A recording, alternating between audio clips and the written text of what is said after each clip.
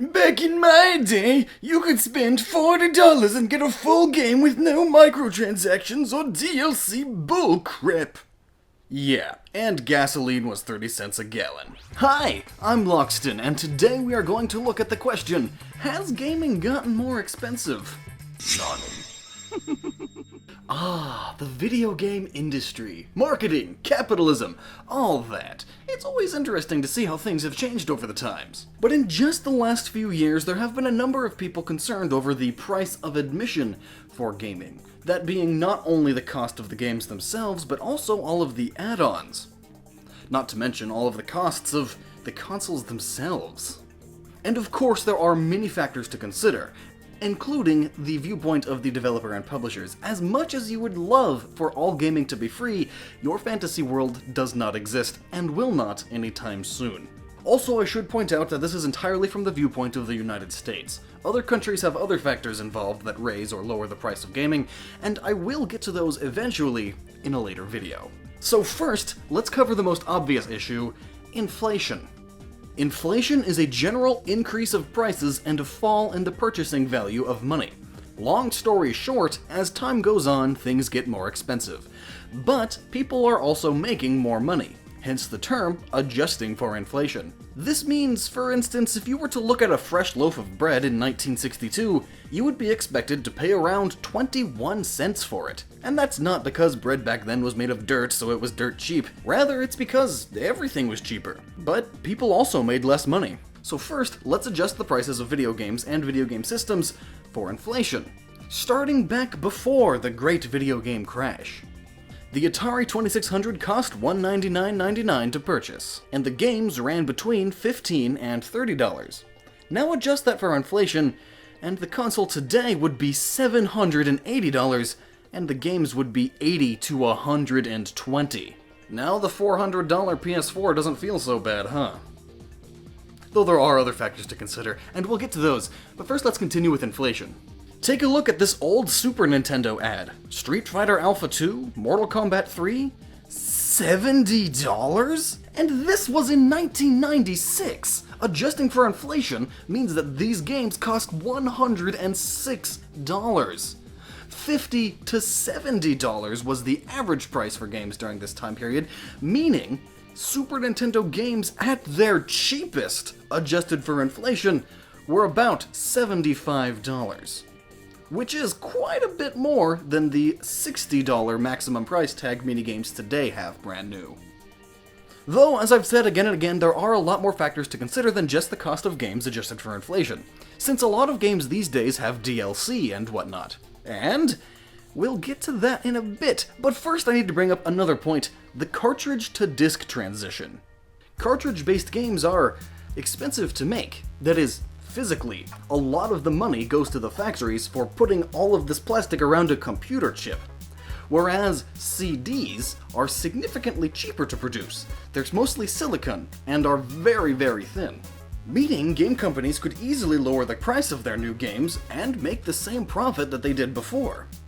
And plus, in modern times, a lot of games are digital, meaning no manufacturing costs at all, completely skipping the middleman. But as for the time when discs were brand new, did that really lower the cost of games for the consumers, or just the developers? Well, the first major console to use exclusively discs was the original PlayStation.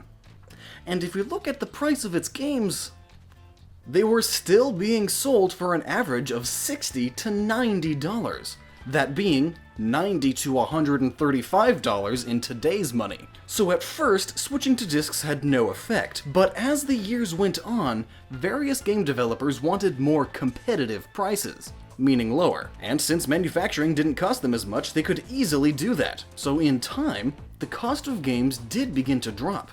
And drop until the bottom of its spike around 2005, where the average cost of a new game was between $45 and $65, or by today's money, $55 and $80. Prices peaked again in 2008 before going back down, but as of right now, today, the average cost of a new game is $40 to $60, and that is by today's money. Meaning right now, at this point in history, games are the cheapest they have ever been. However, some people counter that claim because of DLC and microtransactions. And that is very true. DLC, the downloadable extra content that many games these days offer. And while not required for you to purchase by any means, many people feel that you need the DLC to get the entire product of a game, as opposed to having an expansion pack like in some ages past. And no matter your view on DLC and its true value, let's look at some modern examples. If you bought Fallout 4 brand new, along with the Season Pass, which gets you all of the DLC, you will have spent $90 in total, $60 for the base game and $30 on the DLC. Star Wars Battlefront is also $60 for the base game, but then $50 for all of the DLC, putting it at $110. Super Smash Bros. 4, minus all the Mii outfits because they are purely cosmetic and dumb, really you could count them as microtransactions, has $46 of DLC, meaning $106 for the full game. And the list goes on, and plenty of outliers too, games that have tons of DLC, and games that have none at all. But even when you look at these prices, they still haven't beaten the costs of new PS1 games. But they are getting close for sure, through DLC, which is 100% optional, and if you don't mind waiting, many games with high amounts of DLC will later re-release themselves with all of the DLC included for the same price as a brand new base game, that being $50 to $60. Plus, consider that now we have more indie games than ever before. Even if you don't count the mass loads of bad ones, most indie games range from $5 to $20, and can offer you just as much fun and gameplay as plenty of AAA $60 games. Plus, if you mainly game on PC, Steam prices are insanely cheap compared to other digital markets, especially during the Holy Summer Sale. Sometimes you can find normally full-price AAA games that are only a few months old at half price. But that's how they hook you on the base game, and then charge full price for all the DLC. Now let's look at another factor, the size of the market. Back in the late 20th century, gaming was a lot more niche.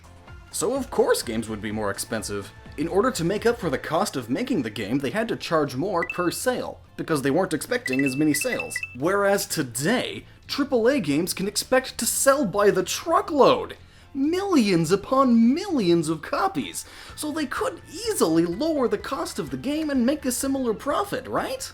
No. Because the cost of making AAA games has also skyrocketed. Just look at Grand Theft Auto V.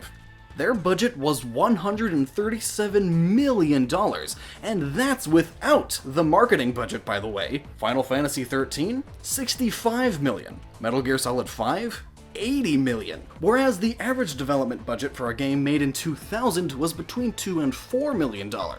Adjusting that for inflation only adds about another million. Really, if markets were the same size they were in the 90s, then either gaming would be a lot more expensive today, or games would never see such high budgets. The only reason why these games are still so profitable is because there are significantly more gamers today than there were 10 years ago. And yet, despite the massively larger market we have today, a lot of games, especially AAA ones, will never make a profit. Because they have to compete with these historically low prices. So to make up for it, they make more DLC, make more microtransactions, because that's the only way they can expect to make a profit. And that's not to say every game ever needs DLC to make a profit. That is not true whatsoever. Just look at Star Wars Battlefront. Nor is this a defense of the incredible, shall I say, amazingness that is EA business practices. But despite gaming being the cheapest it's ever been, that's not to say that affording mini games is easy. Like any hobby, it's expensive. So there's no shame in not being able to afford that extra bit of DLC and shaking your fist wildly about the good old days back when games were cheaper. And hey, I'm here to help. I've got something to help you make a little bit of extra money for gaming. It's the sponsor to this video, Cash for Apps. A simple app for both iPhone and Android that will allow you to earn points just for trying out other apps. Then you can turn in those points for gift cards, including GameStop, PSN, and Xbox digital gift cards. I've been using it for a little while now, and now I have enough to get a $10 gift card. And I've discovered a few games and apps that I'd like along the way. So if you need that extra bit of game money, try out Cash for Apps by following the link in the description. Doing so also really helps Gnoggin in funding our future endeavors. so thank you so much for checking it out. And until next time, stay awesome, and never stop using that noggin.